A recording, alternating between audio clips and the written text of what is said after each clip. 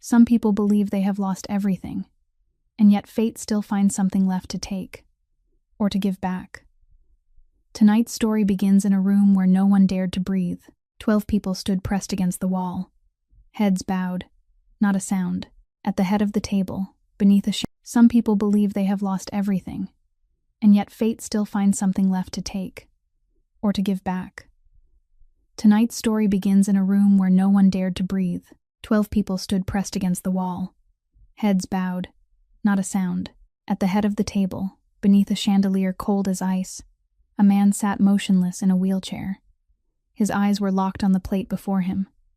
A white plate, wiped clean, not a single crumb left behind. For 2 years, Cassius Vane had never finished a single meal. The finest chefs in Chicago had come and gone. No one could touch this man. One phone call from him, and an empire would collapse before dawn. One wave of his hand, and a man would vanish from the face of the earth. The city's underworld spoke his name only in whispers. Tonight, he stared at that empty plate, as if it had just spoken the name of someone long dead. He raised his head. The entire room froze. Who? His voice was soft. Each word dropped to the stone floor like a cold pebble. Who cooked this? Silence. The old butler clenched his hands until they turned white. A young maid stepped back, her shoulders hitting the wall.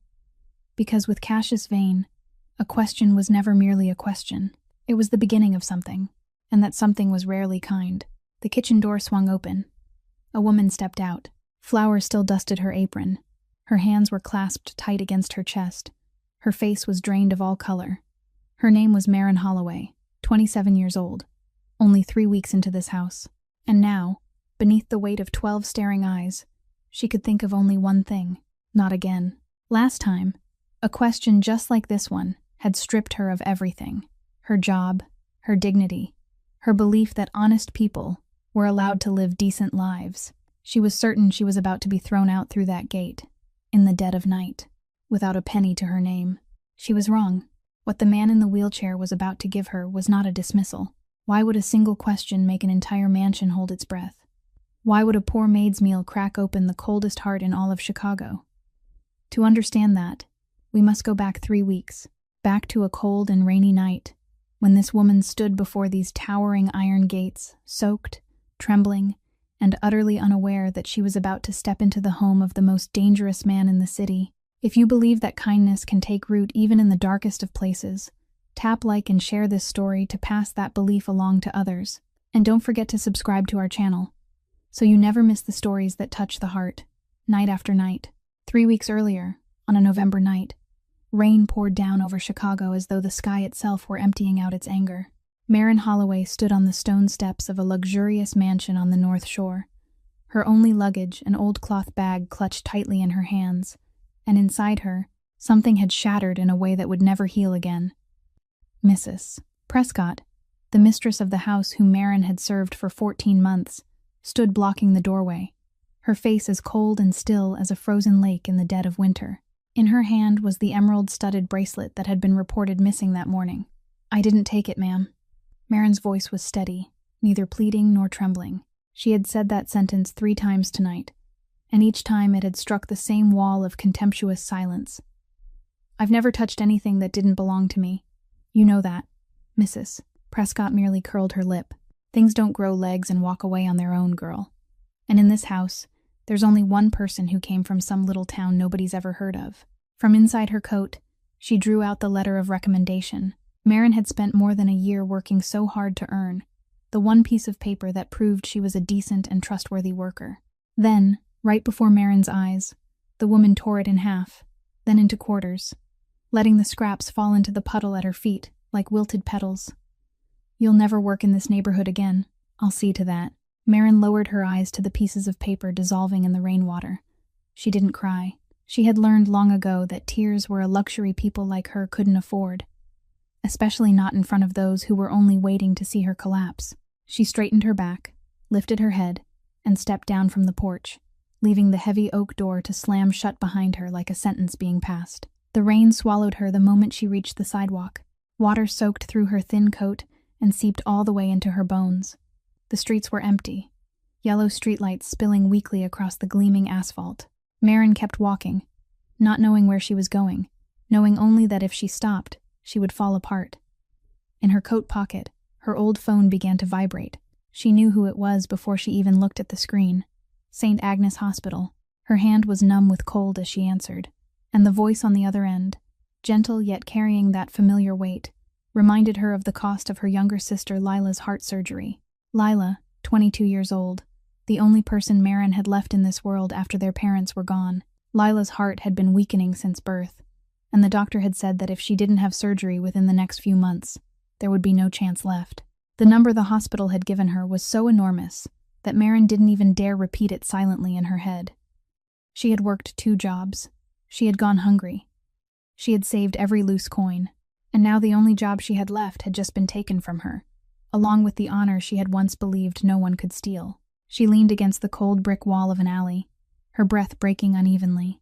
For the first time in years, she allowed herself to feel the full weight of it all. People always said that good people would be rewarded in the end. But standing there, soaked through and empty-handed in the middle of that vast, indifferent city, Marin wondered whether that had ever been true. She had no home to return to, no money for the last bus of the day, no one to call. From inside the cloth bag, she took out the one thing she always carried with her, a worn leather-bound notebook, its yellowed pages covered in her grandmother's slanting handwriting, recipes passed down through 3 generations, the only inheritance her family had ever had. She pressed the notebook to her chest, closed her eyes, and drew in a deep breath. Her grandmother had once said that a meal cooked with the whole heart could warm even the coldest souls. Back then, Marin had been too young to understand. Tonight, she couldn't have imagined that those old pages, only a few weeks from now, would lead her to the iron gates of the most dangerous man in Chicago, and change both their fates forever. 3 days after that fateful night, Marin was taking temporary shelter in a cheap boarding house near the bus station, where she paid by the night with the last coins she had left. She had knocked on more doors than she could count, but the rumor Mrs. Prescott had planted had traveled faster than her own footsteps.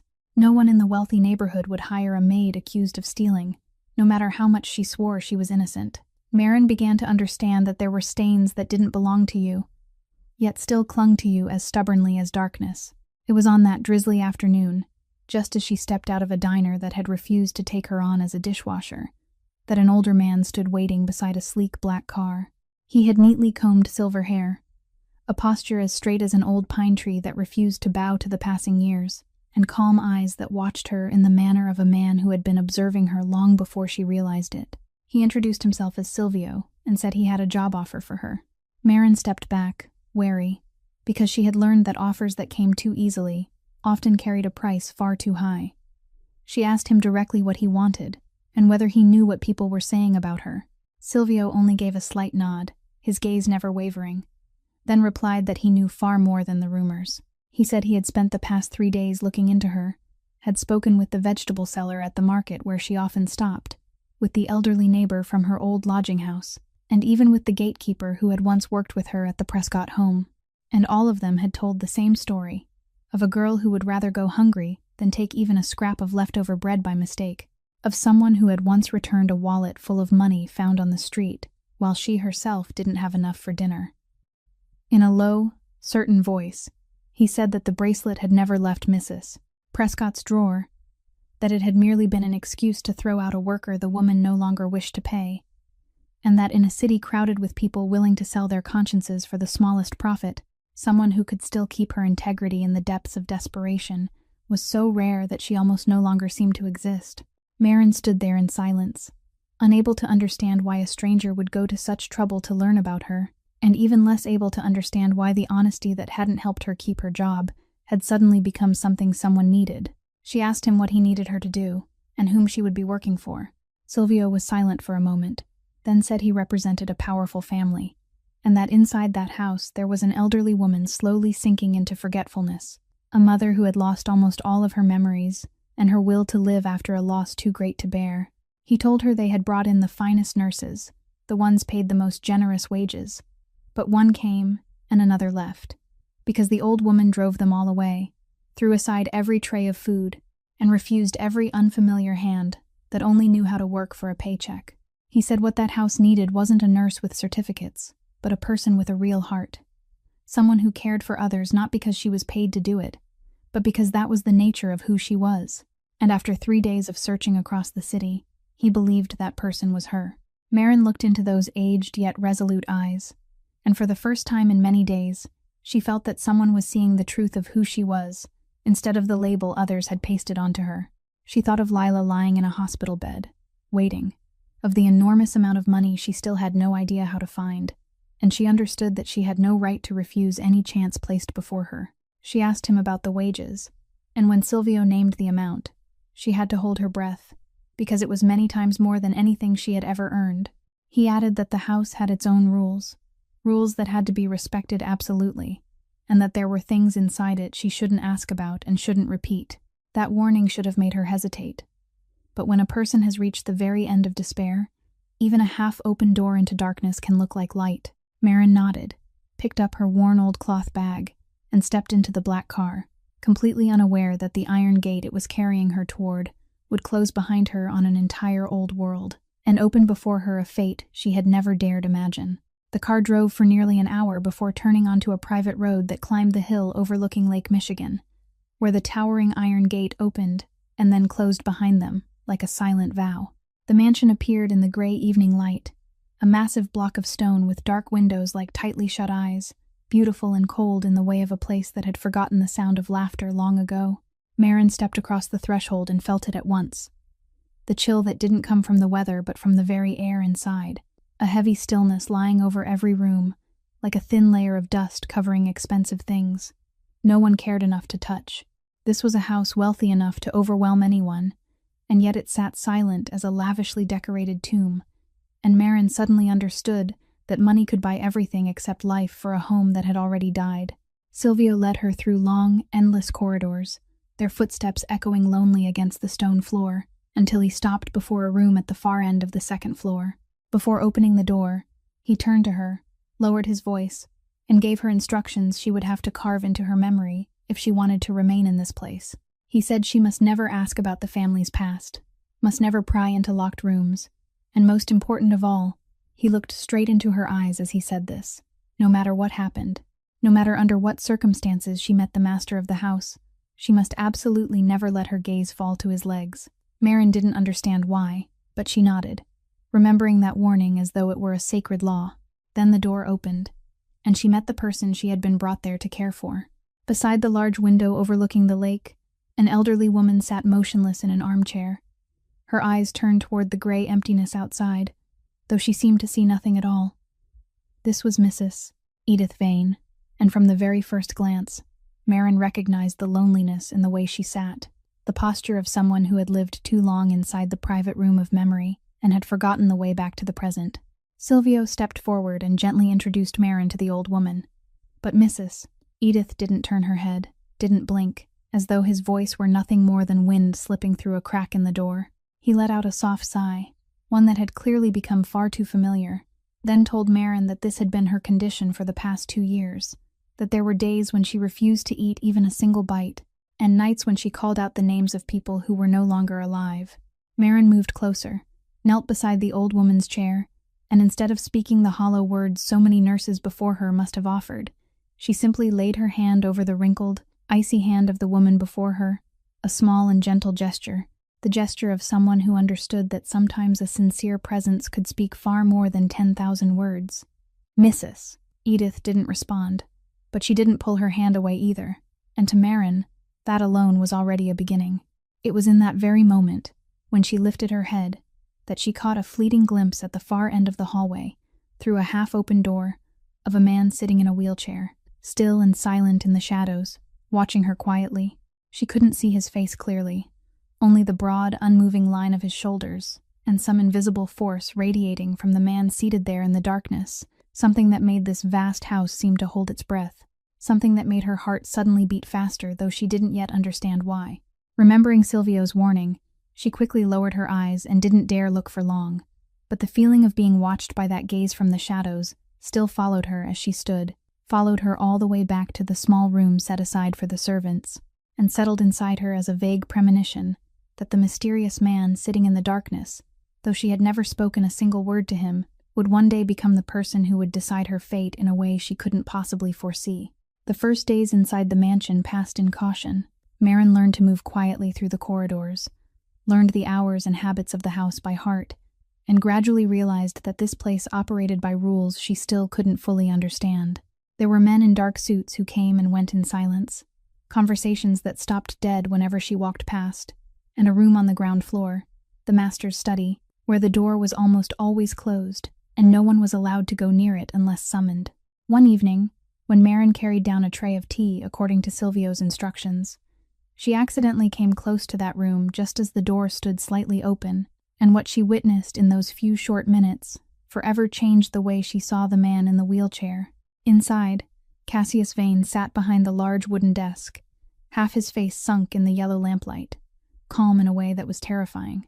Standing before him was a middle-aged man, someone named Bishop, whom she would later learn had once been his trusted right hand, and now the man was trembling so badly he could barely stay on his feet. Maren froze at the threshold, not daring to move forward or back, and she held her breath as she listened. Cassius didn't raise his voice. That was what made the scene more chilling than any shouting could have been. His voice was low and even, each word spoken slowly, as if he were placing the final chess pieces on a board. As he said he knew about the numbers that had been siphoned away, about the secret meetings Bishop had believed he didn't know of, about the way the man had sold out his trust in exchange for a little profit from someone else. Bishop stammered out excuses, reached for every reason he could find, swore that he was loyal. But Cassius only looked at him with eyes that held not the slightest ripple of emotion, the eyes of a man who had seen straight to the bottom of a traitor's soul and had nothing more to say. He slowly pushed a folder toward him and said that inside was everything he had uncovered, enough to strip the man of every single thing he had ever built, his house, his accounts, his connections, the honor he had worn over himself for so long. He said he wouldn't touch him, because for a man like Bishop, losing everything he cherished was more frightening than anything else, and from this moment on, the name Bishop would mean nothing in this city anymore. No door would open for him, no hand would reach out to help him. Bishop collapsed to his knees. He begged. He called Cassius by name, but Cassius only gave a faint wave of his hand, a gesture so small it was almost impossible to see, and at once 2 men in suits stepped in and silently escorted Bishop out. There was no loud noise, no drop of blood, no crude threat, and yet Maren stood there with her heart pounding violently inside her chest, because she had just understood that the man did not need noise to make others afraid. Real power, she realized, didn't live in shouting. It lived in the absolute stillness of someone who knew that a single sentence from him was enough to decide another person's fate. Just then, as if he had sensed her presence, Cassius lifted his head and caught Maren's eyes through the crack in the door. For one moment, time seemed to stop, and she stood frozen beneath that icy stare, certain she had just made an unforgivable mistake. But Cassius said nothing. He only looked at her for a long time, his gaze neither angry nor questioning, but carrying something difficult to name, as if he were weighing whether the woman who had just witnessed his darkness was a threat or something else entirely. Maren lowered her head, murmured an apology, hurriedly set the tea tray on the small table in the hallway, then turned and walked away quickly, her heart still beating out of rhythm. That night, lying in her small room, she couldn't sleep at all, because for the first time she was clearly aware that the house where she had taken shelter was not an ordinary home, and the man she had been brought there to serve carried within him a dark world she couldn't possibly understand, a world where one wrong step could cost her far more than a job. Despite the unease that still lingered after the night she had witnessed the darker side of the master of the house, Maren understood that her job was to care for Mrs. Edith, and she was determined to do it with everything she had. She realized that the nurses before her had failed not because they lacked skill, but because they had approached the old woman as if she were a patient, a task to be completed, rather than a human being longing to be reached. So instead of forcing her to eat the bland, nutritional portions the kitchen kept preparing, Maren asked Silvio for permission to cook with her own hands. She opened her grandmother's worn leather notebook, turned through the yellowed pages, and chose a simple, slow, simmered chicken soup, the humble country dish her grandmother used to cook for the family on freezing winter afternoons. She cooked slowly, carefully, seasoning by instinct with hands that had known the kitchen since childhood, and when she carried the steaming bowl of soup up to Mrs. Edith's room, She didn't set it down and urge her to eat. She sat beside her, lifted each small spoonful with patience, brought it gently to the old woman's lips, and softly told wandering little stories about the weather, about the sparrows outside the window, about anything that might make the air feel less heavy. On the first day, Mrs. Edith only ate a few spoonfuls before turning her face away, but to Marin, those few spoonfuls were an entire victory, because it was the first time in weeks the old woman had opened her mouth to accept something from a stranger. She didn't lose heart. The next day, she cooked again, and then the day after that, each day preparing a different dish from the old notebook, and slowly, little by little, Mrs. Edith began to eat more. Her empty eyes would sometimes pause on the young woman's face, as if she were trying to remember something. But while Marin quietly planted those patient seeds in the room on the second floor, in another corner of the mansion, the man in the wheelchair was watching her with eyes full of suspicion. Cassius Vane had lived too long in a world where kindness was often the most beautiful mask betrayal could wear. A world where the most dangerous people always arrived with the gentlest smiles.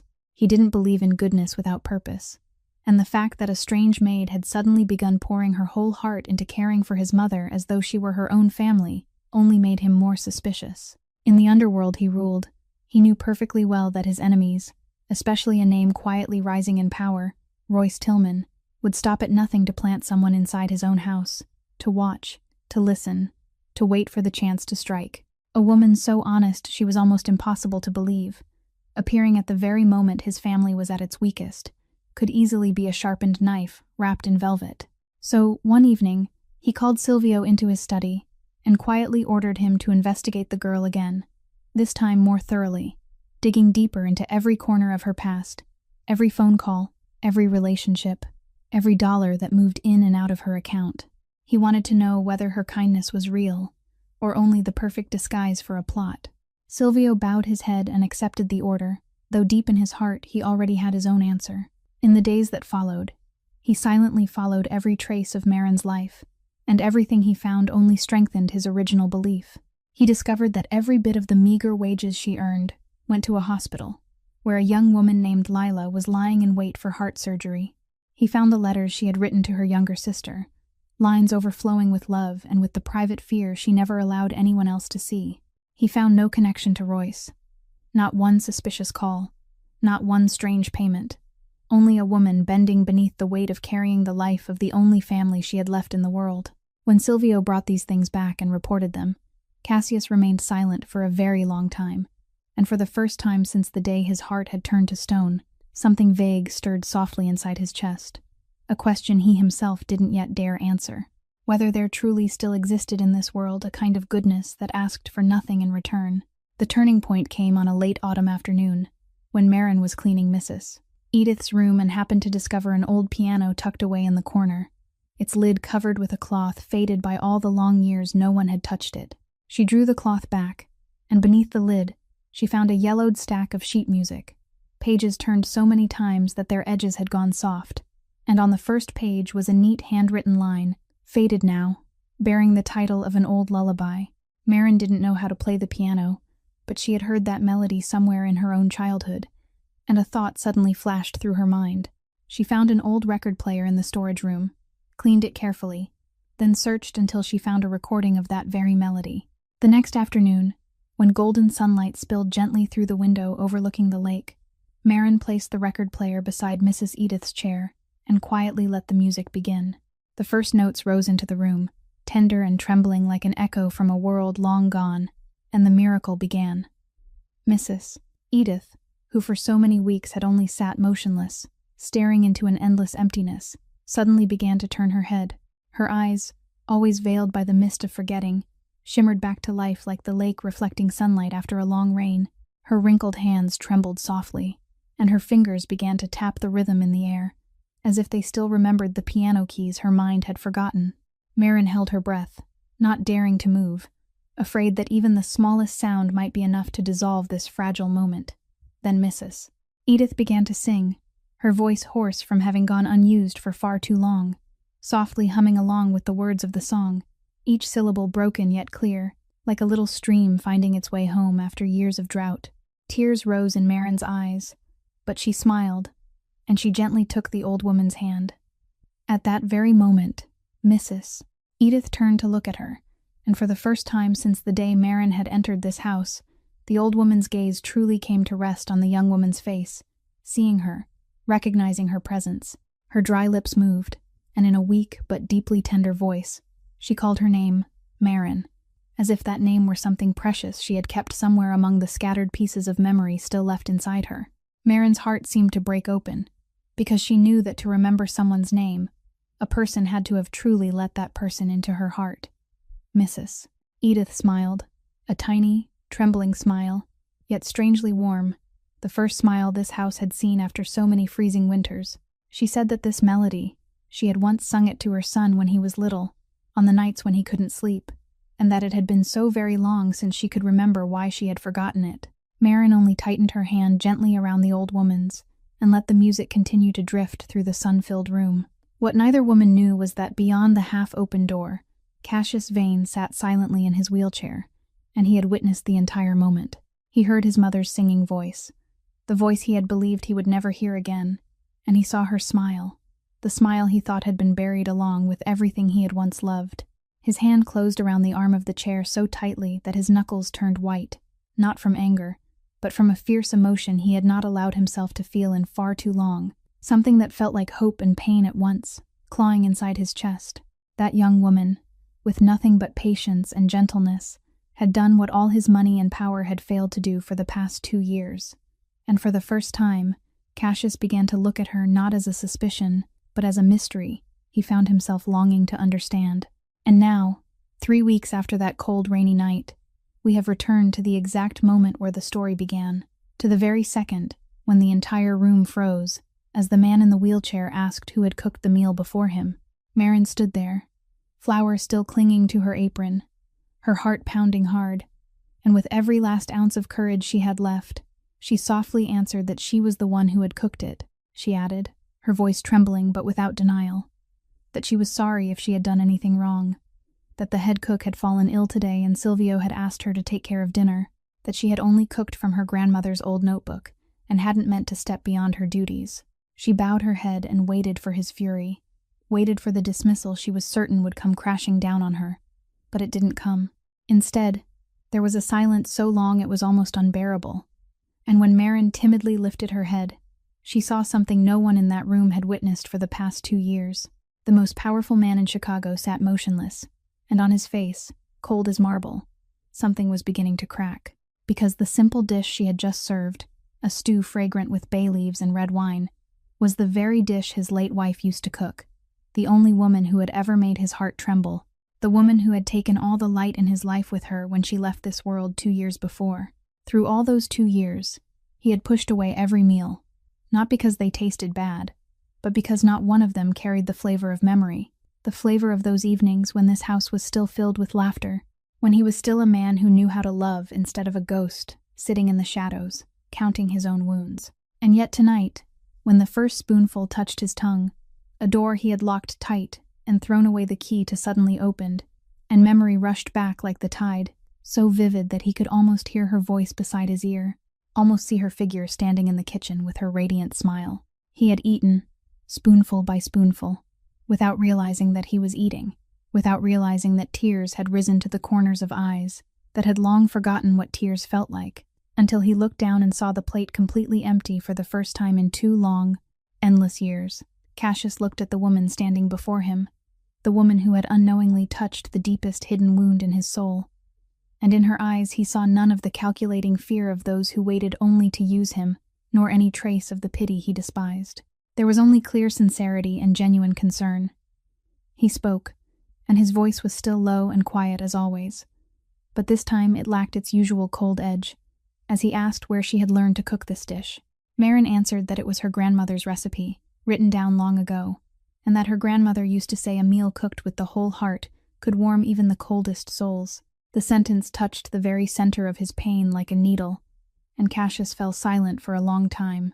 The whole room remained breathless, the servants still pressed against the walls, not daring to move, all of them certain that the young woman was about to face the consequences of having dared to stir the master's past. But then Cassius merely waved his hand softly, signaling everyone to leave, and when only the 2 of them remained in the room, he told her in a voice he himself hadn't known, He could still use that starting tomorrow, she would be responsible for every meal in this house. Marin lifted her head in astonishment, and in the eyes of the man who had once made the entire city tremble, she caught a fleeting glimpse of something deeply human, a loneliness so profound that no layer of power or cruelty could fully hide it. She gave a small nod, and in that quiet moment, neither of them knew that an invisible thread had just been tied between them.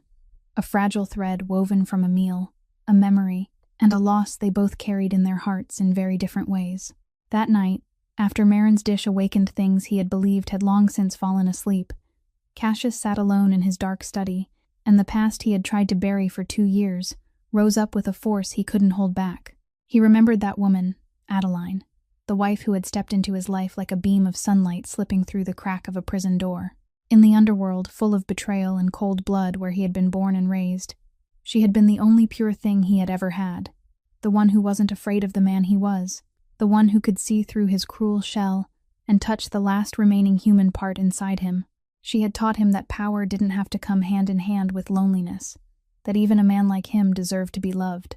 And then she had given him the greatest miracle of all, the hope of a tiny life soon to be born, a new beginning that might wash clean every stain of the past. He had once dared to dream of a different life, a future where he could leave the darkness behind and become a father, a husband in the truest sense. But that dream had been crushed in a single fateful night. Cassius remembered that horrifying evening when he and Adeline were returning home after dinner, never knowing that there were men already waiting in the dark, traitors he had once trusted who had sold him out in exchange for power. He remembered the terrible sound tearing through the night, remembered the instant he threw himself over her to shield her with his own body, remembered the icy sensation of everything collapsing in a heartbeat. When he woke in the hospital many days later, they gave him 2 devastating pieces of news at once, that he had lost Adeline, and with her, the tiny hope that had never had the chance to take shape, and that his legs would never walk again. 2 years had passed since that night. But for Cassius, time hadn't healed anything. The finest doctors in the world had come to him, saying his injury wasn't beyond recovery, that with persistent training, there was still a fragile thread of hope that he might stand again. But Cassius had refused them all. He pushed away the physical therapy specialists, threw out the rehabilitation plans, and shut the doors of his heart against every word of encouragement, because deep in his soul, he believed he didn't deserve to stand up again. To him, the wheelchair wasn't merely a device. It was a sentence he had pronounced upon himself, a punishment for the crime of failing to protect the people he loved most. Every time he thought of training to walk again, he felt like a traitor, as though his continuing to live and move forward would be an insult to her and to the child who had never had the chance to cry out upon entering the world. He would rather sit forever in the darkness, rather let his body wither along with his heart, than allow himself to be forgiven. He had turned the house that once rang with laughter into a tomb, had turned himself into the guardian of painful memories, and he had intended to live that way until the end of his life, cold, alone, and never forgiving himself, until a woman with an old cookbook crossed through his iron gates, and with one simple dish, unknowingly opened the door he had sealed with all his pain. Sitting in the darkness that night, for the first time in a very long while, Cassius felt the wall he had built around his heart begin to tremble. And that frightened him as much as it tempted him, because he understood that once he allowed light to enter, he would no longer be able to hide forever inside the safe darkness of familiar pain. In the weeks that followed, a quiet change began to seep into the gray stone house beside the lake, so fragile at first that no one dared give it a name. Marin was now not only caring for Mrs. Edith, but also taking charge of every meal in the mansion, and each day, by the master's order, she carried dinner to Cassius's study with her own hands. What surprised her wasn't his coldness, but the way he slowly changed whenever she was present. Unlike the other servants, who always lowered their heads and trembled before him, Marin treated him as she would any ordinary human being. She looked straight into his eyes when she spoke. She never let her gaze fall to the wheelchair with the pity he despised, and she didn't show fear, even though she knew very well what kind of man he truly was. Once, when he snapped irritably and pushed the plate of food away, then said bitterly that she didn't need to pretend to be kind to someone like him, Marin calmly picked up the napkin that had fallen to the floor, placed it neatly back on the table, and answered that she wasn't cooking for his reputation. She was cooking for the person sitting in front of her, and that person needed to eat whether he wanted to admit it or not. Cassius went still at that answer, because it had been far too long since anyone had dared speak to him in a way so direct and yet not disrespectful. Little by little, he realized he had begun to look forward to the moments when she entered the room, though he never let it show. He began to notice the smallest things, the way she faintly frowned when she was worried, the way she always arranged the knife and fork with care, the way she secretly looked out the window whenever she thought no one was paying attention. And then, in the clumsy manner of a man who had forgotten how to care about someone, he began making gestures he himself couldn't name. One morning, Marin found a brand new set of kitchen knives on the kitchen counter, the finest money could buy, replacing the old dull knives she had been using, without a single explanation, without even a note. Another time, when she happened to mention that her grandmother's recipe notebook had grown so worn and frayed that she feared the pages might one day fall apart, a few days later she found an exquisite wooden box in her room, lined inside with soft velvet, perfectly sized to keep and protect that precious notebook.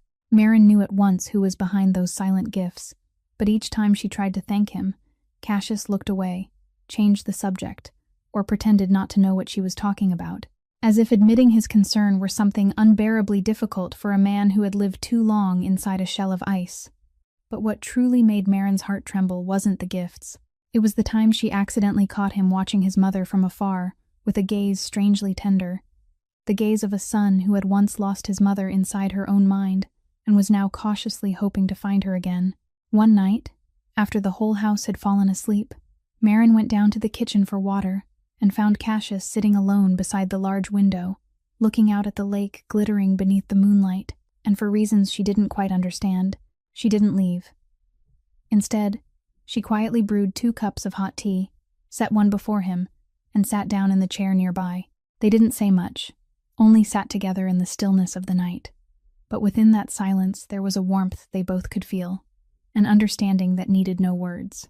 Cassius realized that beside this woman, for the first time in 2 years, he didn't feel alone, and that made him both happy and afraid, because he knew his heart, the thing he had believed had died with Adeline, was softly coming back to life, and once it came back to life, it would also remember how to be wounded. While a gentle light was slowly returning to the house beside the lake, in the hidden corners of the city, a shadow was quietly rising. Royce Tillman was a name Cassius had not heard in a long time, a man who had once been a business partner in the suburbs, a man with a smile always resting on his lips and eyes that never smiled at all. In recent months, while Cassius had withdrawn into himself after the tragedy and gradually loosened his grip on his empire, Royce had silently taken advantage of that empty space to expand his power. He seized one small piece of business after another, bought off one dissatisfied man after another, and slipped into every crack left behind by Cassius's absence, like water seeping through fractures in a dam that had once seemed unbreakable. Royce understood very well that as long as Cassius remained there, even in a wheelchair, the Vane name was still a fortress wall he couldn't cross by force.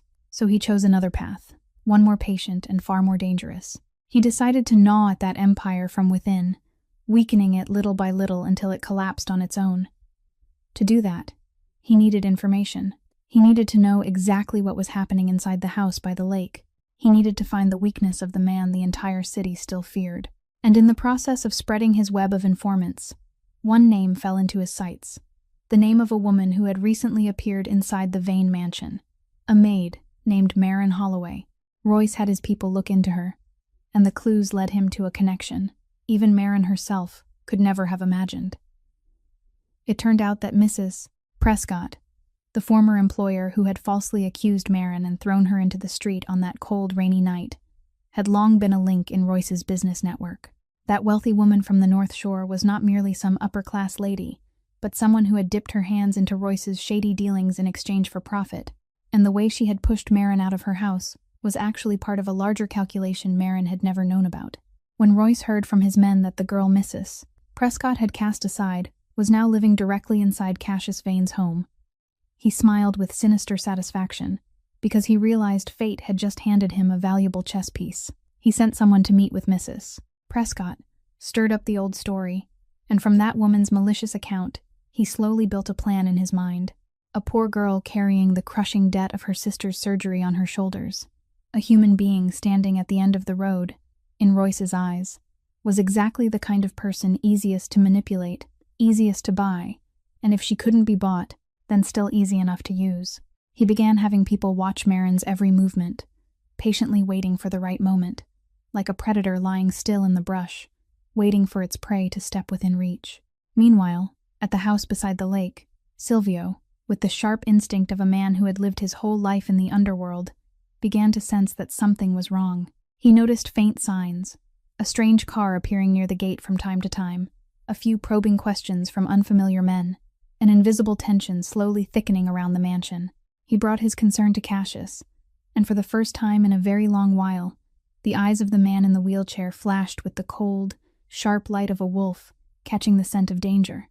Cassius understood that the rare, peaceful days he had only just found again were being threatened, and deep in his heart, a new and unfamiliar fear began to kindle. Not fear for his empire or for himself, but fear for the safety of the woman who had unknowingly stepped into his life and lit it again. Even as the shadow was quietly spreading outside, inside the gray stone house, life was still returning day by day in a miraculous way. Mrs. Edith was now a completely different woman from the one who had once sat motionless beside the window. She had begun to eat with appetite again, to speak more often. And there were afternoons when she would sit beside the record player with Marin, softly humming old melodies and telling her stories from her youth. Laughter, the sound that had been absent for far too long, began to echo through the corridors that had once felt as cold as a mausoleum, and the whole house seemed to be warmed by an invisible light. Cassius witnessed all of it, and each time he saw his mother smile, another piece of ice inside him melted a little. He understood that all these changes had begun with one person, with the enduring kindness and gentleness of the woman who had stepped into his house in the middle of a rainy night. It was the change in his own home that made Cassius begin to look at himself and the world around him with different eyes. During those days, through his intelligence network, he heard about a poor family living in an old neighborhood on the south side of the city, a family struggling because Royce Tillman had been pressing down on them. The father of that family owned a small bakery, an honest business that had survived through many generations. But Royce wanted to seize the entire neighborhood to serve his own schemes, and he had used every possible method to force the man to sell his livelihood for a miserable price. When Cassius heard that story, something inside him was stirred awake, because it reminded him of his own roots, of the hard childhood years when he had seen with his own eyes how those with money and power trampled people who had no voice, and of the silent vow he had carried with him his entire life, that he would never stand still and watch the strong bully the weak. Quietly, he took action. Without noise, without display, he used his power and wealth to untangle the debts Royce had trapped the family with, secretly bought back the loans to protect the bakery from falling into the hands of wicked men, and arranged for the father to continue his work in peace. He did all of it without leaving his name behind, without needing a single word of thanks, because to him, it wasn't charity but a matter of justice that had to be carried out. A few days later, Marin followed Silvio to that neighborhood to deliver the gifts Cassius had asked him to send, and the scene she witnessed made her heart feel strangely warm.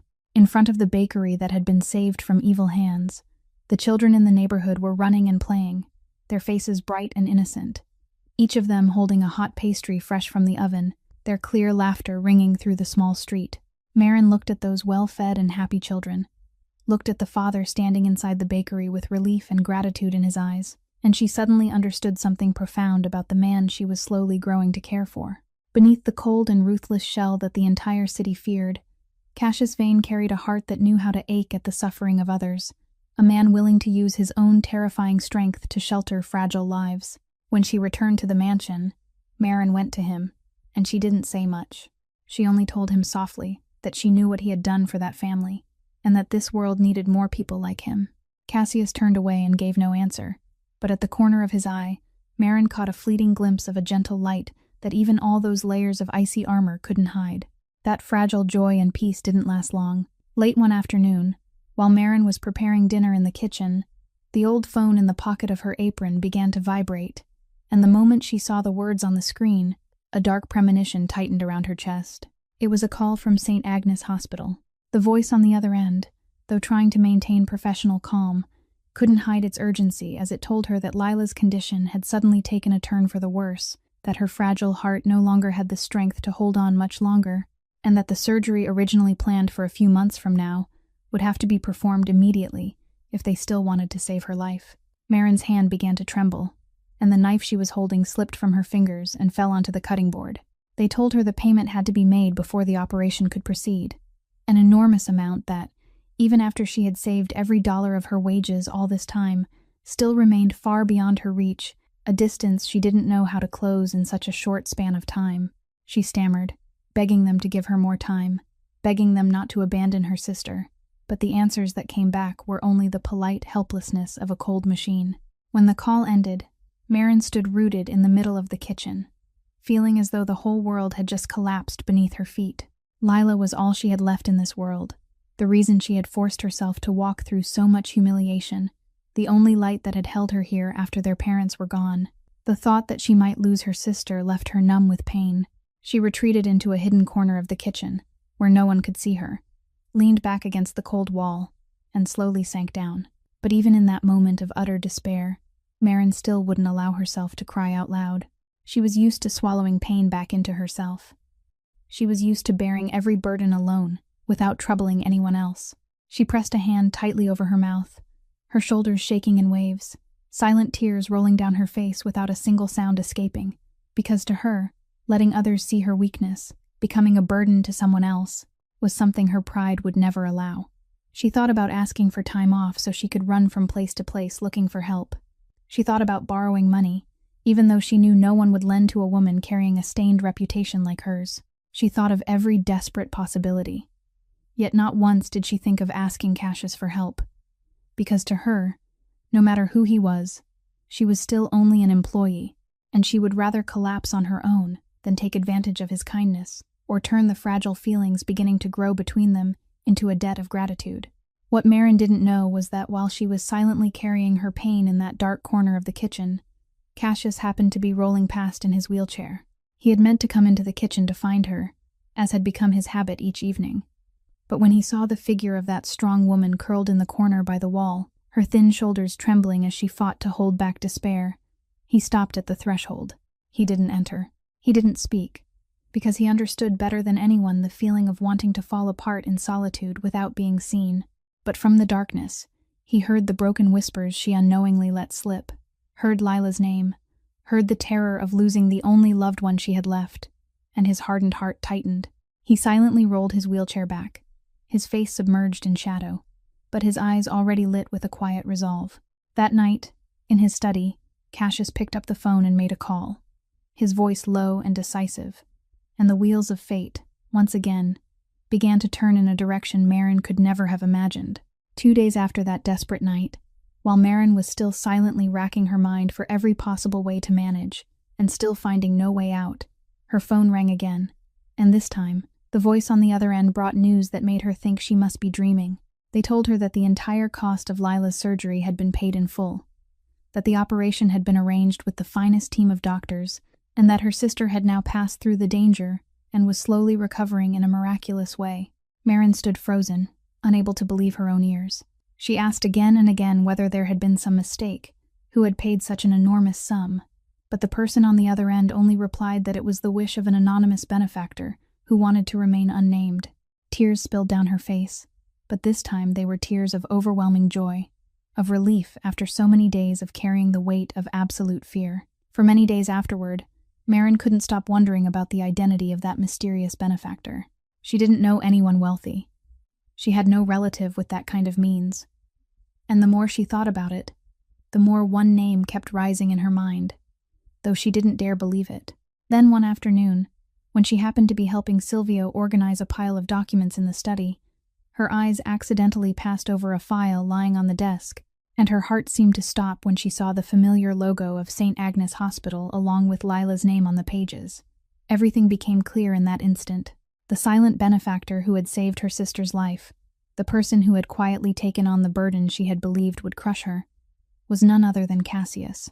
Marin set the file down, her hands trembling, and went to find him. She found him sitting beside the large window overlooking the lake, the way he often sat whenever he was lost in thought. When she spoke, her voice choked with emotion as she asked whether he was the one who had done it.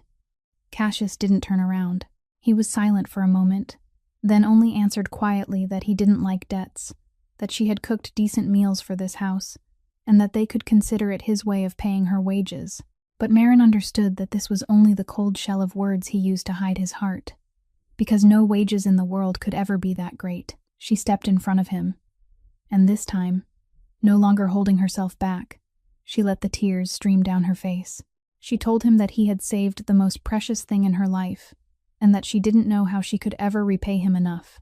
Cassius finally turned to look at her, and in those eyes that had once been cold as ice, Marin saw a deep tenderness she had never seen before. He said softly that she owed him nothing, that it had been far too long since he had done something that made him feel he was still human, and that if saving her sister could keep the smile from disappearing from her face, then to him, that was already the greatest repayment. In that moment, Marin fully understood who Cassius Vane truly was. Beneath the title of ruthless boss that made the entire city fear him, beneath the armor of ice he had worn for 2 years, there was a heart that had once been broken by love, a heart that still knew how to tremble before another person's pain. The days that followed passed in a rare and gentle peace. Lila recovered day by day, and every call from the hospital now brought good news instead of fear. In the house beside the lake, Marin and Cassius shared more quiet moments together. Evenings beside cups of hot tea, soft conversations, cautious yet warm smiles. Mrs. Edith grew stronger with each passing day, often sitting between them with tender eyes, as if she were watching something she had waited a very long time to see. In those peaceful days, none of them knew that it was only the fragile stillness before the true storm came crashing in. But that peace forced Marin to face a truth she had been deliberately avoiding all this time. The more attached she became to Cassius, the more her heart trembled before the man he was, the harder it became for her to deny the world he belonged to. She had seen the men in dark suits coming and going from the mansion. She had heard broken fragments of conversations about dealings she didn't dare fully understand. She had seen the way the entire city spoke his name with fear. Cassius Vane was not an honest businessman. He was a boss of the underworld, a man whose hands, though they had done so many beautiful things for her and for his family, were still stained with things her conscience could never accept. And that conflict began to gnaw at Marin's soul every night. She was a woman raised to believe in integrity, to believe that good and evil had a clear line between them that must not be crossed. All her life, even in the darkest and most desperate hours, she had never traded her conscience for even a little benefit. That was the one thing she had always been proud of in herself, the last possession no one could take from her. And yet now, she was falling in love with a man who stood on the other side of that line, a man beside whom, if she chose to stay, she would have to close her eyes to everything he was, would have to learn to live with shadows she could not see but always knew existed. Marin wondered whether love was strong enough to justify betraying the very values that had made her who she was, whether she could love Cassius and still keep her soul clean. But then, whenever that inner struggle reached its breaking point, she would think of the man who had quietly saved her sister's life without asking for a single word of thanks. Think of the way he had protected fragile lives in that poor neighborhood. Think of the loneliness and the deep wounds he carried inside him. She realized that human beings could not always be divided neatly into good and evil, that sometimes a kind heart could still beat inside the chest of someone who had been forced to do dark things in order to survive in a cruel world. She found no answer, and that uncertainty tormented her, because she knew that whatever path she chose, she would have to sacrifice a part of herself. While Marin was sinking into that inner battle, outside, Royce Tillman's web had tightened by another turn. Through his patient spies, Royce gradually realized something he saw as the key to his entire plan. He discovered that the iron-hearted Cassius Vane, the man no one had been able to find a weakness in for years, now had one soft place inside him, and that soft place had the shape of a maid named Marin Holloway. Royce watched the way Cassius had changed, the way the man's eyes softened whenever her name was mentioned, the way he had broken years of his own rules to spend an enormous sum saving her sister, and he smiled to himself in satisfaction, because he understood that he had just found his opponent's fatal weakness. A man with nothing to lose is a terrifying man who cannot be broken, but a man who has begun to love again, who now has something precious to fear losing, becomes more vulnerable than ever. Royce began to draw up a cruel plan. He realized that to bring Cassius Vane down, he didn't need to face his entire empire head-on. He only needed to touch that new weakness in just the right place, and like a patient spider finishing the last strand of its web, Royce quietly waited for the moment to strike, never knowing that his own cruelty was about to awaken a strength he could never foresee, the strength of a man willing to do anything to protect the last thing that still made his heart beat. The storm came crashing in on a fateful evening, when Marin went out to visit Lila at the hospital as she always did. She never reached the place. On a deserted road, a strange car blocked her path, and before she could understand what was happening, rough hands had taken her away. When she woke, Marin found herself imprisoned in an abandoned warehouse in the old port district, and standing before her was a man with a sinister smile, whom she had never met. A man who introduced himself as Royce Tillman. He looked at her with the eyes of someone admiring a chess piece he had just captured, and began telling her a truth even Cassius had never fully known. He boasted that he had been waiting for this moment for 2 full years, that capturing her was only the final move in a game he had set in motion long ago. And then, with the triumphant air of a man certain he had already won, Royce revealed the most horrifying thing of all, that he was the true mastermind behind that terrible night 2 years earlier, the night that had stolen Cassius's beloved wife and his dream of a family, and turned him into the man sitting in a wheelchair today. He said he had once thought Cassius had been completely destroyed, a soulless body no longer worth worrying about. But now that he had seen the man beginning to live again because of a woman, he had decided that spark of hope had to be extinguished once and for all. Marin listened to those words with her whole body turning cold, not because she feared for herself, but because she understood that the man standing before her was the source of every pain in the life of the man she loved. But even in the middle of panic, Marin didn't let herself collapse. She remembered that while she was being taken away, she had managed to press the phone in her pocket, and she quietly tried to buy time, skillfully drawing Royce into conversation so that, drunk on his own victory, he would accidentally reveal more about his location and the accomplices around him. Meanwhile, at the mansion beside the lake, when Marin failed to return on time, Cassius immediately sensed that something was wrong, and when the signal from her phone began to lead the way, while the information Silvio gathered came flooding back to him, the entire truth stood exposed before his eyes like lightning tearing through the night. The man who had withdrawn into darkness for 2 years suddenly became a terrifying force awakened from a long sleep. He didn't rise from his wheelchair. He didn't need to. Sitting in his study, with the phone in his hand and eyes cold as steel, Cassius directed everything with the absolute precision and authority of a general commanding an army. One brief order after another was given. Every move and countermove was calculated, and the loyal network he had built over so many years instantly began to move like a flawless machine. He had already quietly held in his hands the evidence of Royce's every crime, his filthy dealings, the people he had betrayed, and now it was time for him to cast the final net. When Cassius's men stormed the warehouse where Marin was being held, Royce's men were quickly subdued, and Royce himself, who only moments before had been boasting about his victory, suddenly realized that he was the one who had fallen into a trap. Marin, in the decisive moment, had quickly snatched the file Royce had carelessly exposed, evidence showing that he had betrayed and deceived even the most dangerous allies in the underworld, and that very evidence became the final blow. Cassius didn't need bloody violence to bring down his enemy. He did something even more terrifying. He stripped Royce of everything, exposed every act of betrayal before powers even Royce had to fear, and left him with no power, no allies, and no path to survive in the world he had once dreamed of ruling. The man who had caused so much suffering was now empty-handed and completely isolated, receiving the bitterest punishment for an ambitious man, the sight of the entire empire he had worked so hard to build collapsing into ash. When Cassius saw Marin again, he didn't say a word. He only reached out and held her hand tightly, and in that grip lived all the fear he had just endured, the relief, and something far greater that neither of them yet dared to name. A few days after the storm had passed and true peace had returned to the house beside the lake, Cassius invited Marin to his study on a quiet evening.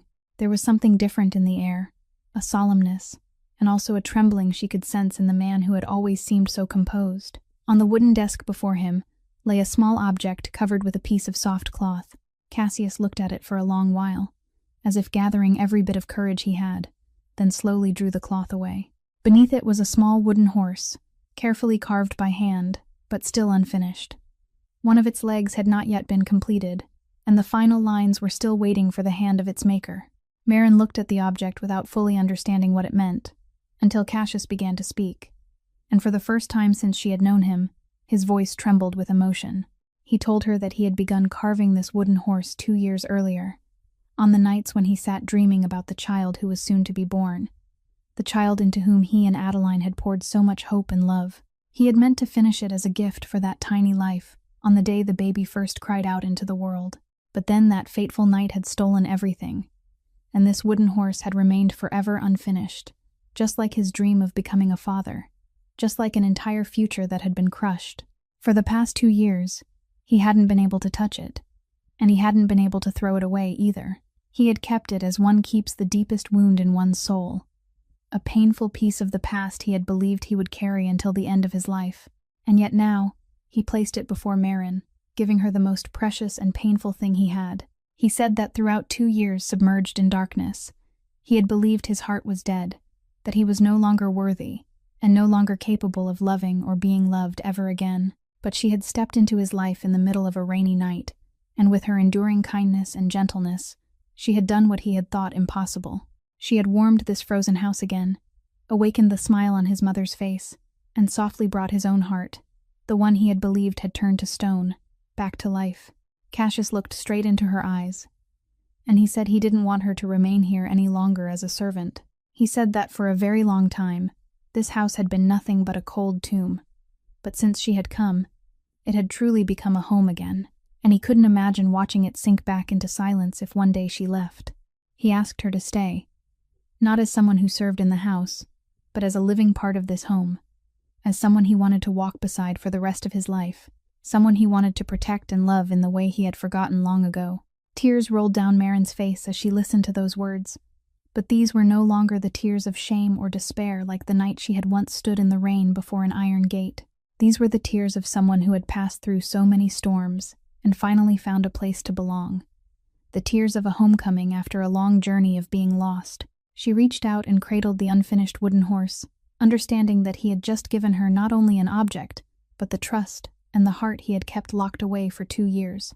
And in a voice choked with emotion yet overflowing with love, Marin softly answered that she would stay, that she would walk with him as they healed the old wounds and wrote a new chapter for them both, a chapter woven not from power or money, but from kindness, understanding, and a love that had taken root in the darkest place of all. That winter passed, and when the first rays of spring sunlight spread gold across Lake Michigan, the gray stone house that had once been as cold as a tomb had truly come back to life.